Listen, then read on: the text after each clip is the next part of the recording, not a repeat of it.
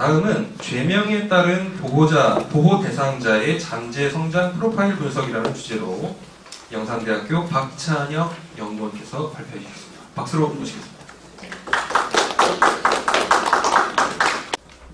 네, 안녕하세요. 반갑습니다. 세 번째 발표를 맡게 된 영산대학교 박찬혁이라고 합니다.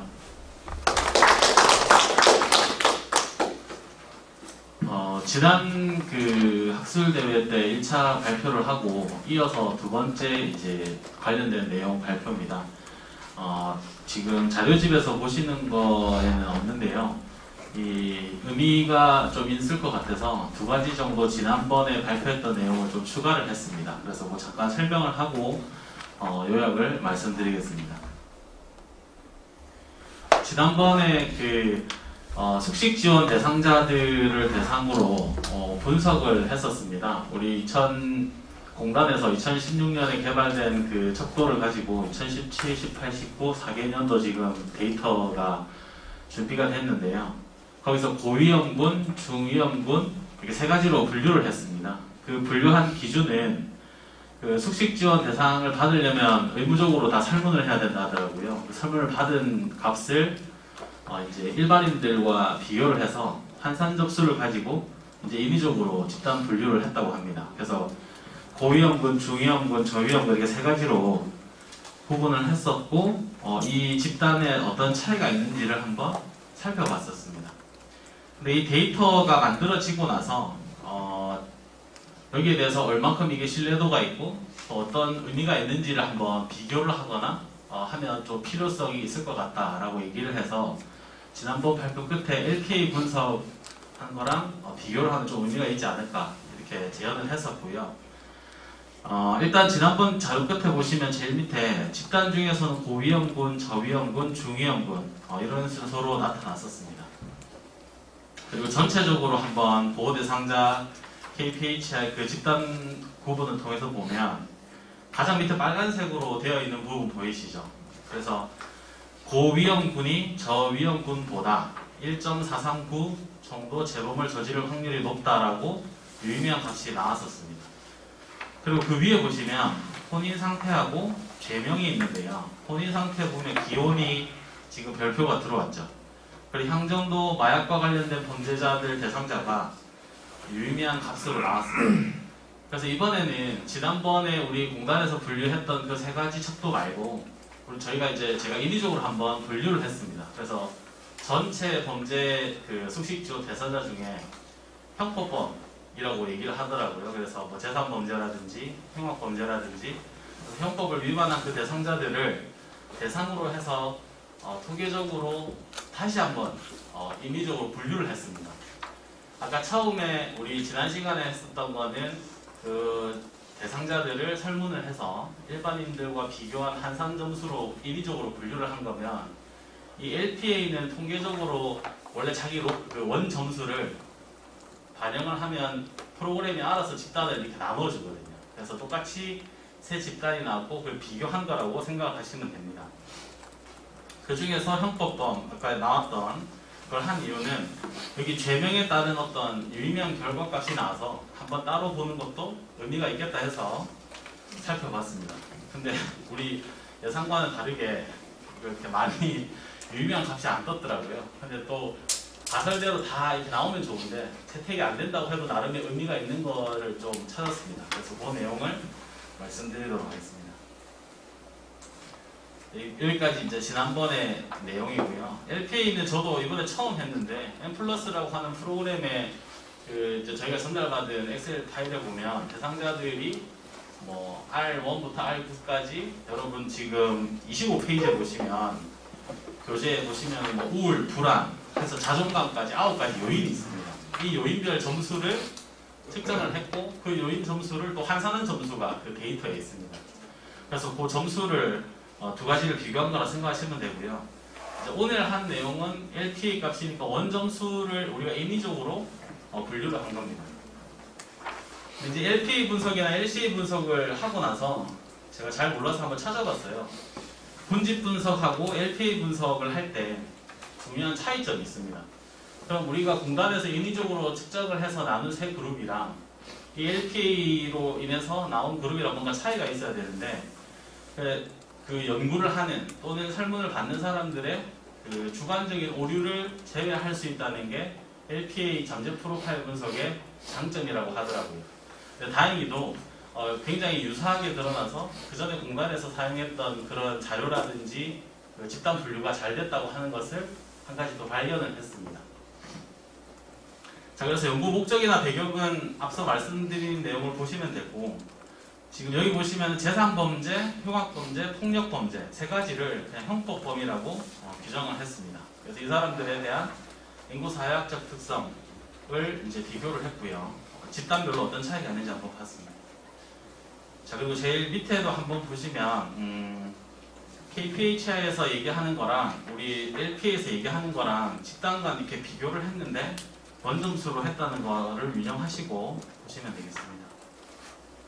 전체 숙식지원 대상자가 1,800명인데요.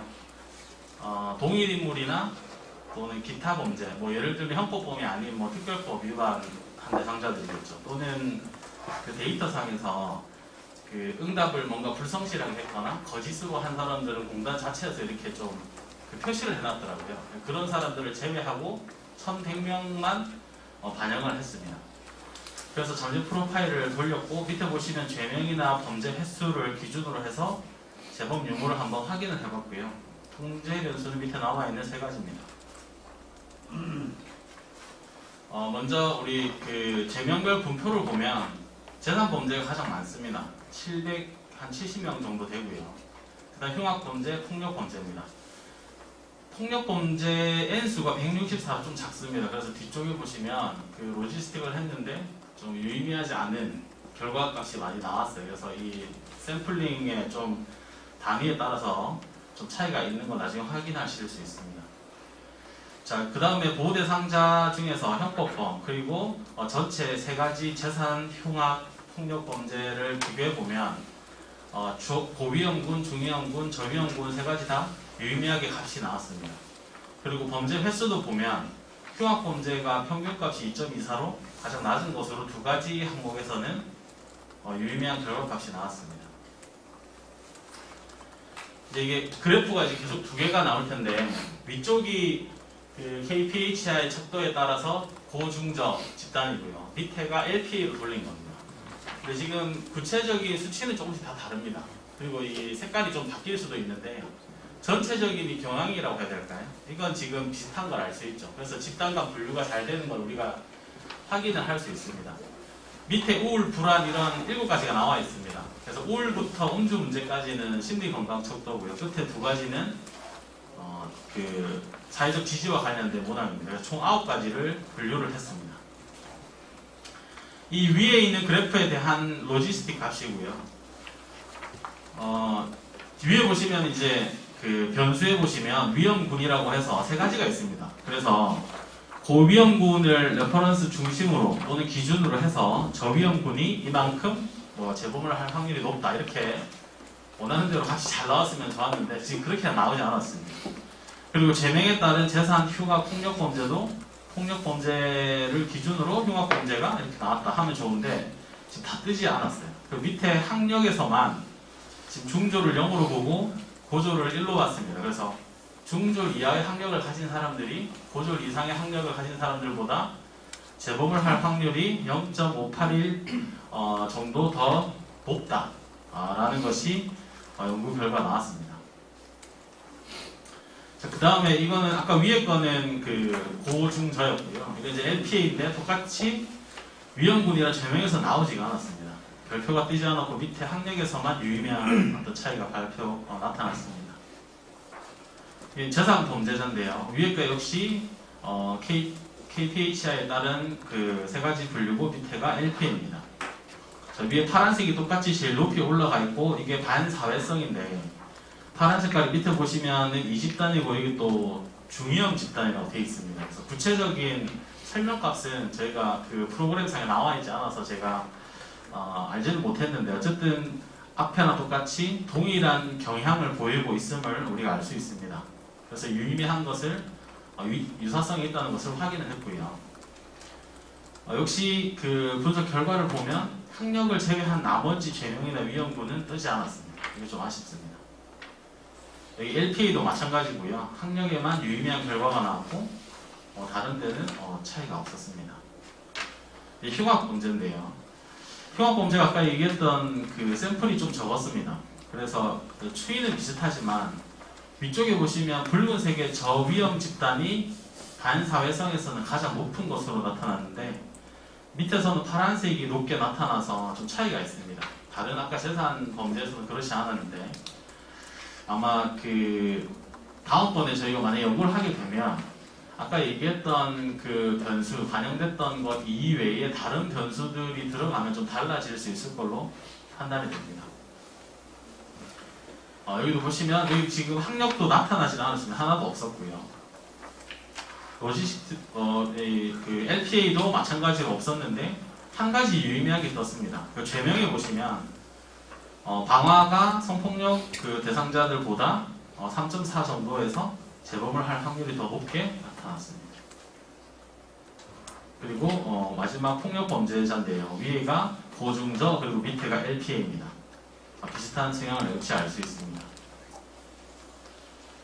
자, 여기서는 그 분석 결과를 보시면 위험군에서 고위험군이 중위험군보다 0.2 정도 재범할 확률이 높은 것으로 나타났습니다. 사실 앞에서 다 이렇게 나타났으면 좋았을 텐데 이렇게 나타나진 않았습니다. 자, 그 다음에 LPA를 보면 여기서는 별표가 보이지는 않습니다. 자, 이제 결론인데요.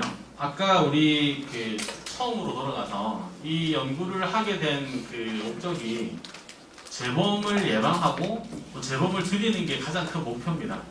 그래서 그 숙식 지원 대상자들에게 설문을 받았고 그 설문을 지금 데이터화해서 거기 나와 있는 여러 가지 변수들을 저희가 조합을 해봤는데요. 처음에 공단에서 얘기한 그 세 가지 집단으로서 의미가 있는지는 방금 LPA로 비교를 하면서 의미가 있었고 형법법만 비교를 했을 때는 형법 그 집단 간의 유의미한 차이가 나타나지 않은 게 많았습니다. 그래서 형법법을 제외한 나머지 특별법에 해당되는 그 데이터가 한 800개가 넘거든요. 그 부분을 추가를 해서 봐야 될 것 같고 그 다음 마지막 하나 더 결론에서 얘기를 하자면 아까 앞서 김정현 박사님이 발표하실 때 저도 방금 봤는데 그 자료실 8페이지에 보시면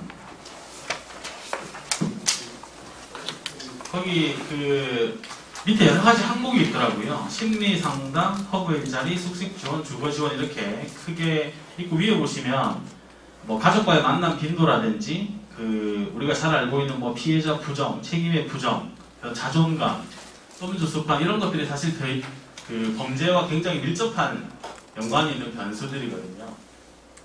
이게 지금 대상자가 한 400명 정도 됐답니다. 그래서 올해 말까지 되면 한 900명 가까이 된다고 하더라고요. 그래서 이 데이터가 이제 좀 나오면 아까 죄명이랑 뭔가 크로스 체크를 하면 더 유의미한 걸 찾을 수 있을 것 같아요. 또는 아까 밑에 있었던 자존감이나 우울, 불안과 같은 그 9가지 요인을 하나하나를 다 재범 요인과 영향관계를 보는 게 더 의미가 있을 것 같습니다. 왜냐하면 이게 회귀 분석이나 그런 것들은 동일한 집단에 대한 그 경향을 파악하는 거거든요. 뭐 예를 들어 청소년들 뭐 비행을 한다 그러면 뭐 음주라든지 흡연이라든지 어떤 경향이 있다 이렇게 나오는데 이 LP에서도 얘기한 것처럼 그 개인의 대상으로 중심으로 이렇게 분석을 한 게 더 중요하지 않겠습니까? 왜냐하면 이 재범이라고 하는 거는 개인의 성향에 맞게 뭔가 서비스가 제공돼야 되고 그 사람이 앞으로 나와서 잘 적응을 해야 되니까 전체 경향 분석보다는 개인의 디테일한 부분을 저희가 좀 확인을 하면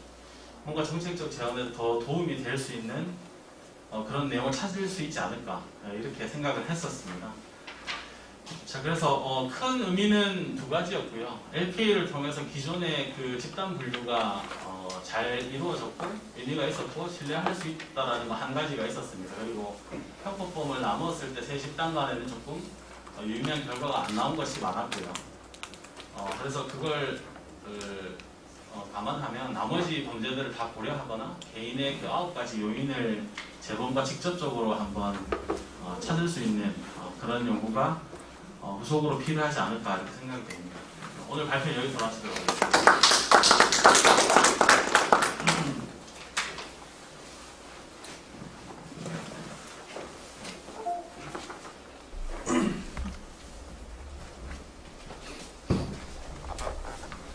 네, 본 연구의 두드러진 특징은 이제 범죄 유형별로 해서 잠재 프로파일을 분석했다라는 점이었고요.